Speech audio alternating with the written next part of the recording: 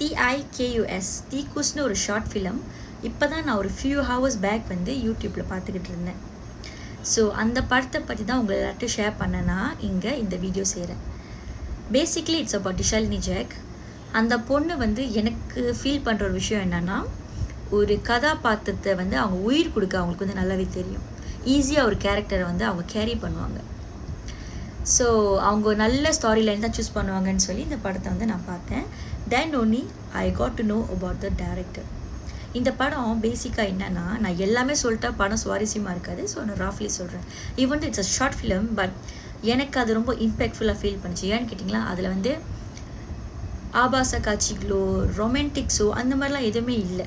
ஆனாலுமே ஒரு மனுஷன் அடிப்படையாக வாழ்கிற வாழ்க்கைங்க. நான் நார்மலாகவே ஒரு ரெஸ்டாரண்ட் போனால் அந்த வெயிட்டர்கிட்ட வந்து நான் கேட்பேன், சாப்பிட்டீங்களா என்ன, நீங்கள் தண்ணி குடிச்சிட்டிங்களா, அதெல்லாம் நான் கேட்பேன். ஸோ நான் நிறைய தடவை நோட்டீஸ் பண்ணியிருக்கேன் இத்தனை வருஷத்தில். அவங்க ஒரு மாதிரி மூட் அவுட்டாக கடுன்னு வந்து அந்த சாப்பாட்டை வந்து நம்மளுக்கு சர்வ் பண்ணாலுமே நம்ம கேட்டோன்னே அவங்களுக்கு வந்து ஒரு ஃப்ரெஷ்ஷாக மாதிரி ஃபீல் பண்ணுவாங்க. ஆமாம் சாப்பிட்டோம்மா, தேங்க்ஸ்மா அப்படிலாம் சொல்லுவாங்க. ஒன்றும் இல்லைம்மா அப்புறம் தான் அப்படின்னு சொல்கிற ஆளாக இருக்காங்க. அது மூலிமா எனக்கு நிறைய அண்ணனுங்க வந்து ஒரு நல்ல ஒரு அண்ணன்களாக ஆனதை நான் பார்த்துருக்கேன்.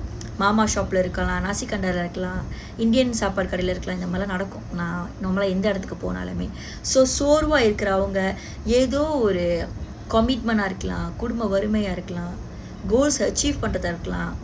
லைக் கிராமத்தில் ஊரில் வந்து அவங்களோட தம்பி தங்கச்சிங்களை படிக்க வைக்கணும், கரை சேர்க்கணும், கல்யாணம் பண்ணி கொடுக்கணும், அப்பா அம்மா ஹெல்த்துக்காக நான் வேலை செய்யணும், பொண்டாட்டி பிள்ளையை பிரிஞ்சிருக்கணும், இந்த மாதிரிலாம் வராங்க இல்லையா. ஸோ அவங்க வேலையெல்லாம் வந்து பார்த்திங்கன்னா வந்து ஃபோன் பார்க்க உட்காந்துக்கிட்டு செய்கிற வேலை மாதிரி இருக்காது.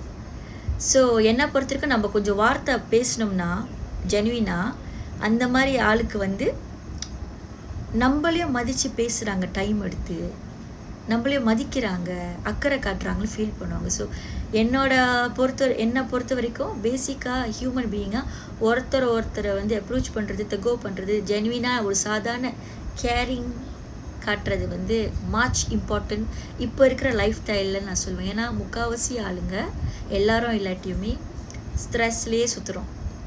அவ்வளோ கமிட்மெண்ட் எவ்வளோ தான் செஞ்சாலும் சில வேலைகள் முடியறதே இல்லை. ஸோ நம்மளே நம்ம சுற்றி இருக்கவங்கள பார்த்துக்கிறதுக்கு டைம் கிடைக்கல. ஸோ அப்போ வெயிட்ரஸ்லாம் நம்ம எங்கே வந்து ரொம்ப பெருசாக பேச போகிறோம். ஸோ இந்த தீக்குஸ் படத்தில் இதை பற்றி தான் ரொம்ப அழகாக போர்ட்ரேட் பண்ணியிருக்காங்க.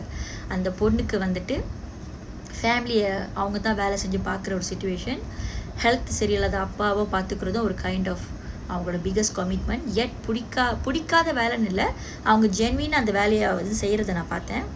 பட் எட் அந்த வேலை வந்து அவங்களுக்கு சில டிஸ்டர்பன்ஸ் கொடுத்துச்சு. இப்போ நம்மள பலர் இருப்போம் இல்லையா, ஏதாச்சும் ஒரு தருணத்தில் ஒரு வயசில் இருப்போம் இல்லையா, பிடிக்காத வேலை இருக்குது, இந்த இடத்துல வேலை செய்ய பிடிக்கல, இந்த ஜாப்போட நேச்சர் பிடிக்கல, இந்த இடத்துல என் ஆள் ட்ரீட் பண்ணுறவே பிடிக்கல, இங்கே இருக்கிற நான் சம்பளம் பிடிக்கல, ஆனால் எட் எனக்கு இருக்க கமிட்மெண்ட்டுக்கு வேறு வழி இல்லைங்க நான் செய்கிறேன்ட்டு. ஸோ உங்களை மாதிரி ஆளுக்காகவே நம்மள மாதிரி ஆளுக்காகவே எடுத்த படம் நான் நினைக்கிறேன். நம்மளுக்கு மேபி ஒரு ஆஃப்டர் 30s வந்து நம்மளுக்கு வந்து ஒரு நல்ல வேலை, படிப்புக்கு ஏற்ற மாதிரி எல்லாமே கிடச்சிருக்கலாம். ஆனால் ஆரம்பத்திலே செஞ்ச வேலையாக இருக்கலாம். இல்லை இன்னும் சில வந்து வயசுன்னு இல்லை, 40+, 50+எல்லாம் கூட அவங்களால வந்து வெளியே காட்டிக்க முடியாது, வெளியே சொல்ல முடியாமல் உள்ளுக்குள்ளே குமரிக்கிட்டு இருக்கிற மாதிரி ஒரு வேலைகளை வந்து அவங்க செஞ்சுக்கிட்டு இருப்பாங்க.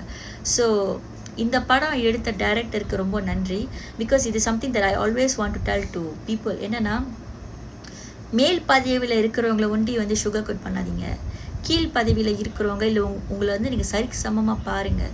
காட் வேலை செய்கிறவங்க, கிளீனர் வேலை செய்கிறவங்க, வெயிட்டரஸாக இருக்கிறவங்க, ஏதாச்சும் ஒன்று செய்கிறவங்கள வந்துட்டு if you feel them like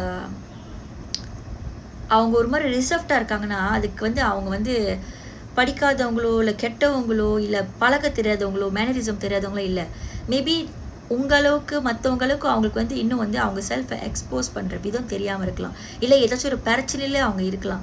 so அந்த மாதிரி ஆளை நீங்கள் பார்த்தீங்கன்னா தப்பாக ட்ரீட் பண்ணாதீங்க. கொஞ்சம் ஸ்மைலாச்சும் கொடுங்க. ஸ்மைல் ஃப்ரீ தானே. உங்களுக்கு என்ன பேசன்னு ஸ்டார்ட் பண்ண தெரியாமல் இருக்கலாம். And for ladies due to some safety நம்ம எல்லாத்தையுமே பேசவும் முடியாது. But just give a smile. அண்ணன், அங்கிள், இந்த மாதிரி பேசலாம். ஏன்னா இந்த படத்தில் ரொம்ப பியூட்டிஃபுல்லாக அது இருக்கும். அந்த பொண்ணுக்கு வந்து டிஷாலினி ஜெக் வந்து தூக்கமே வந்து டிஸ்டர்பாக இருக்கும். அந்த சத்தம், அவங்கள இந்த ஆள் கூப்பிட்றவே. ஏன்னா ஒரு ஹியூமன் இன்னொரு ஹியூமன் வந்து பேர் சொல்லி கூப்பிடலாம், இல்லை அவங்க செய்கிற வேலை பேச்சு, வெயிட்ரஸ், இந்த மாதிரிலாம் சொல்லி கூப்பிட்றப்போ இந்த பொண்ணை வந்து வெறும் விசில் சத்தத்தை வச்சே கூப்பிடுவாங்க. அப்புறம் தான் நான் புரிஞ்சுக்கிட்டு இந்த டேரக்டர் எவ்வளோ ஒரு மாஸ்டர் மைண்ட், அந்த படம் பேர் தீக்கூஸ்க்கும் அந்த விசில் சத்தத்துக்கும் வந்து சம்மந்தம் இருக்குன்ட்டு. ஸோ அதுக்கப்புறம்லாம் என்ன நடக்குன்றதை நீங்கள் படம் பார்த்தே தெரிஞ்சுக்கோங்க. ஏன்னா எண்டிங் வரைக்கும் நான் சொன்னதான் நல்லா இருக்காது. ஸோ இது மூலியமா நான் என்ன உங்ககிட்டலாம் சொல்ல வரேன்னா, as a mind set coach and also astrologer, சில நேரத்தில் நம்ம அறிஞ்சுமோ இல்லை அறியாமையோ சில பிரச்சனைக்கு நம்மளால தீர்வு காண முடியாது, we have no power over our லைஃப்னு நினைப்போம். அது தப்பு.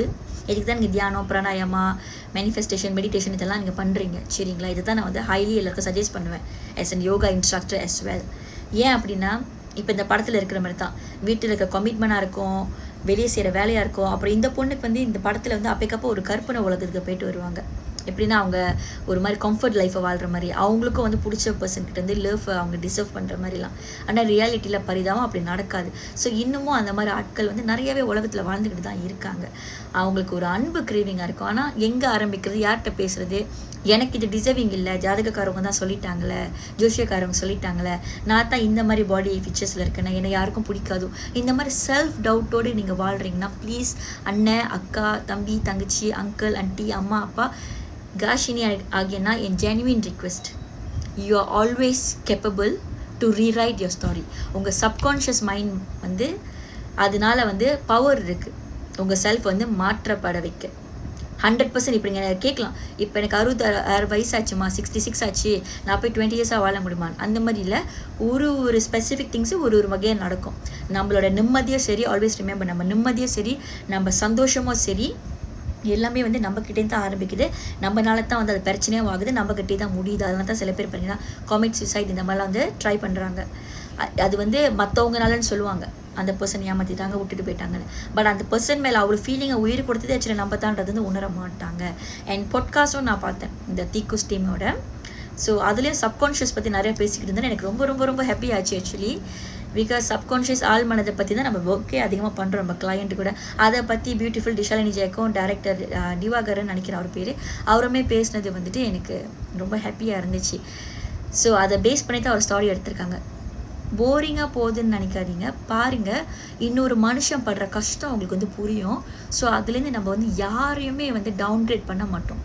ஏன்னா இப்போலாம் அது ரொம்ப நடக்குது. சோஷியல் மீடியாவில் இருக்கட்டும், சொந்த பந்தமாக இருக்கட்டும், தேவைன்னா தான் நம்மளை யூஸ் பண்ணிக்கிறாங்க.